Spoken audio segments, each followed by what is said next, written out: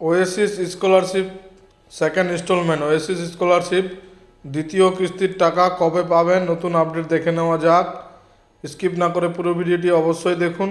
চ্যানেলে নতুন হলে অবশ্যই চ্যানেলটিকে সাবস্ক্রাইব করে পাশে থাকা বেল আইকনের নোটিফিকেশনটি অন করে দিবেন এই ধরনের ভিডিও নোটিফিকেশন সবার আগে পাওয়ার জন্য।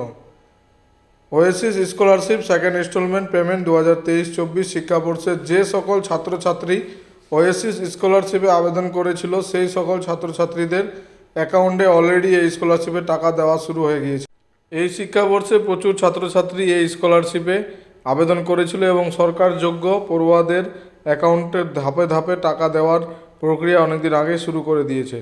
তাই আজকের এই প্রতিবেদনে আলোচনা করা হয়েছে যে সকল ছাত্রছাত্রী অলরেডি এই সমস্ত স্কলারশিপের পোর্টাল থেকে একটি মাত্র কিস্তির টাকা পেয়েছে, তারা দ্বিতীয় কিস্তির টাকা কবে পাবে বিস্তারিত তুলে ধরা হলো আজকের আপডেটে।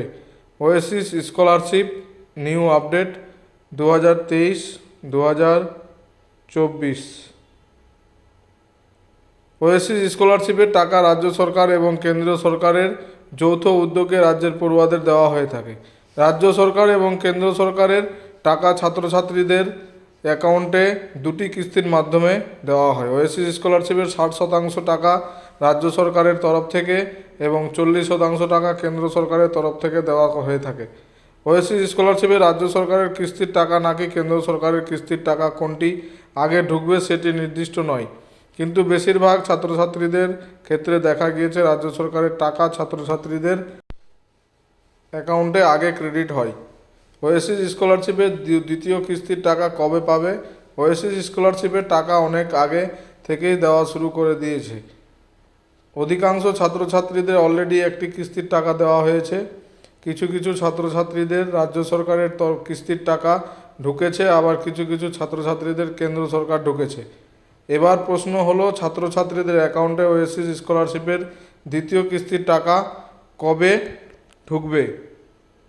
এক্ষেত্রে জানিয়ে রাখি, প্রথম কিস্তির টাকা পাওয়ার কতদিন পর দ্বিতীয় কিস্তির টাকা পাবে এ নিয়ে কোনো নির্দিষ্ট সময়সীমা নেই। বিগত বছরে অর্থাৎ 2022-23 শিক্ষাবর্ষে ছাত্রছাত্রীরা প্রথম কিস্তির টাকা পাওয়ার 1 মাসের মধ্যে দ্বিতীয় কিস্তির টাকা পেয়ে গিয়েছিল।